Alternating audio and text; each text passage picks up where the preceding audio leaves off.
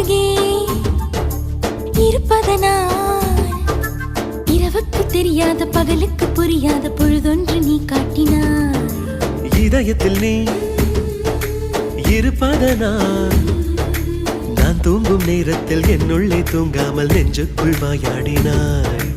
கண்ணாடி நீ கடிகாரம் நான் உன்னுள்ளே ஓடோடி வாழ்வே. காதல் எனும் கடுதாசி நீ என்றென்றும் அன்புடன் நான்